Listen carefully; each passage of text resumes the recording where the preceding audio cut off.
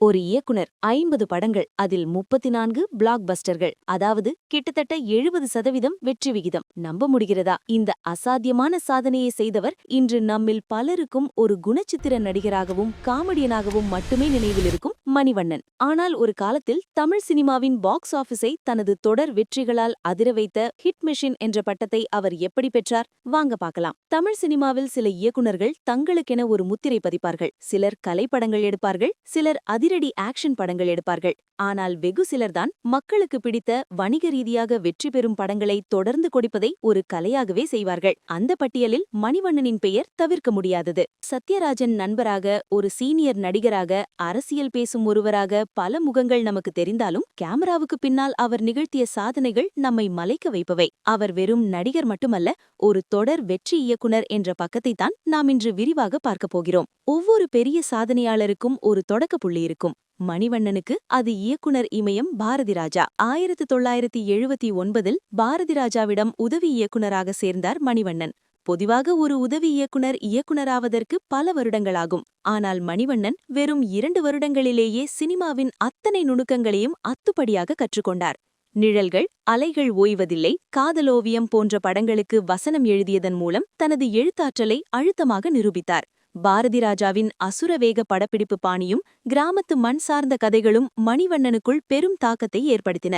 அதுவே பிற்காலத்தில் அவர் குறைந்த நாட்களில் தரமான படங்களை இயக்குவதற்கு அடித்தளமாக அமைந்தது.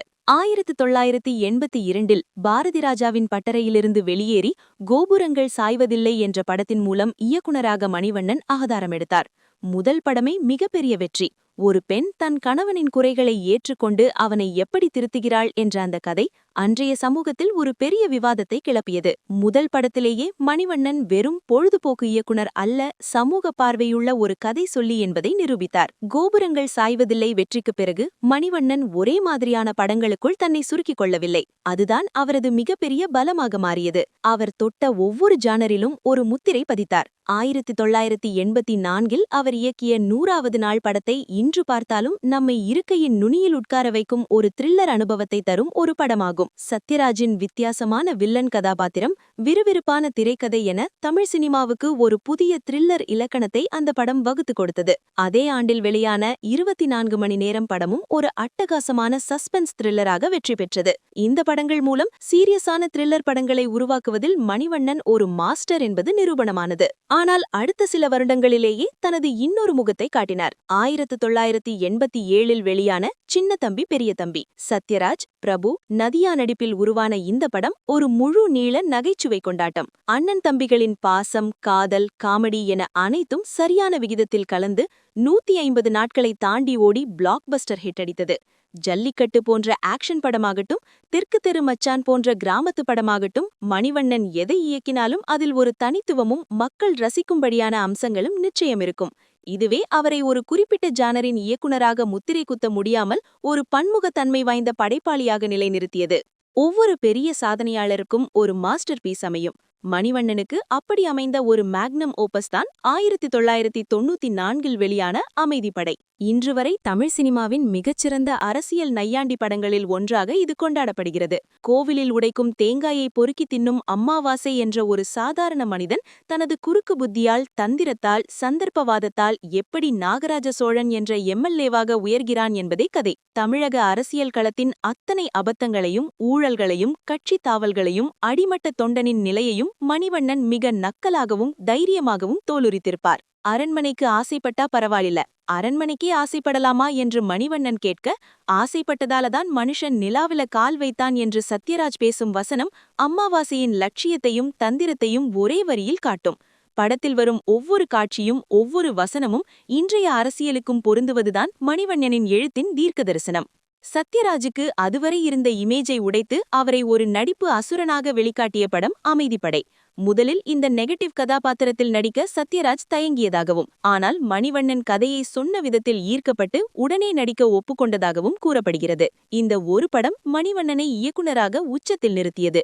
அது மட்டுமின்றி அவருக்குள் இருந்த ஒரு அபாரமான நடிகனையும் வெளிக்கொண்டு வந்தது. அமைதிப்படை தந்த வெற்றி அவருக்கு நூற்றுக்கணக்கான நடிப்பு வாய்ப்புகளை பெற்றுக் கொடுத்தது. மணிவண்ணனின் இயக்கத்தில் சத்யராஜ் ஒரு தவிர்க்க முடியாத சக்தி. இருவரும் ஆரம்ப காலத்திலிருந்தே நெருங்கிய நண்பர்கள். மணிவண்ணன் இயக்கிய 50 படங்களில் கிட்டத்தட்ட 25 படங்களில் சத்யராஜ் தான் கதாநாயகன். இந்த கூட்டணி தமிழ் சினிமாவில் ஒரு மெகா ஹிட் கூட்டணியாக வலம் வந்தது. மணிவண்ணனின் நையாண்டி வசனங்களுக்கும் அரசியல் பார்வைக்கும் சத்யராஜன் உடல் மொழியும் நக்கல் கலந்த நடிப்பு பாணியும் கச்சிதமாக பொருந்தி போனது. அமைதிப்படை, 100வது நாள், சின்ன தம்பி பெரிய தம்பி, தெற்கு தெரு மச்சான் போன்ற பல படங்கள் இவரது கூட்டணியில் வந்தவை மாபெரும் வெற்றியை பெற்றன.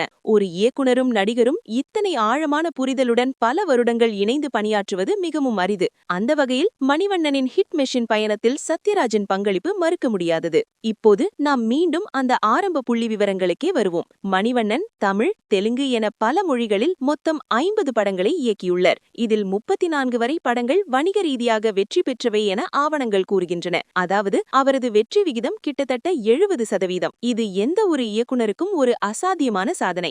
1-2 படங்கள் வெற்றி பெறுவது தற்செயலாக இருக்கலாம். ஆனால் பல வருடங்களுக்கு பல ஜானர்களில் கிட்டத்தட்ட 70% வெற்றி விகிதத்தை ஒருவரால் தக்க வைக்க முடிகிறது என்றால் அது தற்செயல் அல்ல. அதுதான் உண்மையான ஹிட் மெஷினின் அடையாளம். அவர் கடைசியாக இயக்கிய அமைதிப்படையின் 2ஆம் பகுதியான நாகராஜ சோழன் MA MLA அவரது 50வது படம் என்பது குறிப்பிடத்தக்கது. அப்படியானால் மணிவண்ணனின் இந்த தொடர் வெற்றிகளுக்கு பின்னால் இருந்த ரகசியம் என்ன?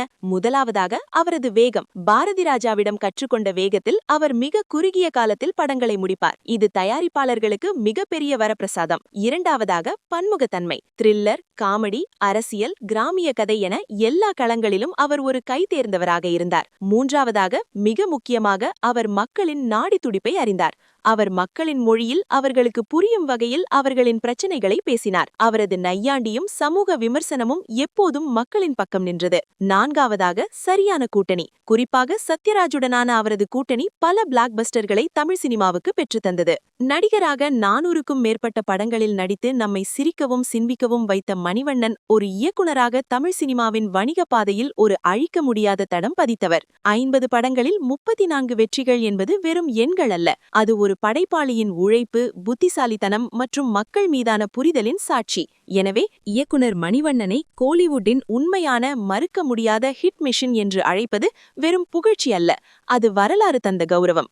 இதுவரை நாம் பார்த்த படங்களில் உங்களுக்கு மிகவும் பிடித்த மணிவண்ணன் இயக்கிய படம் எது? உங்கள் பதில மறக்காம கமெண்ட்ல சொல்லுங்க. இயக்குனர் மணிவண்ணனிடம் உங்களுக்கு பிடித்த விஷயம் என்ன என்பதனை கமெண்டில் சொல்லுங்கள். நன்றி.